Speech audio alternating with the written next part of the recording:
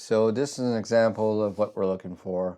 You're going to start here at the starting point and you're going to come all the way down to the other corner. It's going to be 200 feet across, so that's 200 feet, and then you come back down, so another 200 feet. What we're looking for here is control, speed, and also short distances in your turns, as this will be conducted in the 200-foot Olympic size hockey rink, and we're looking for sharp corners as two side-by-sides will be competing one against another. So do your trials.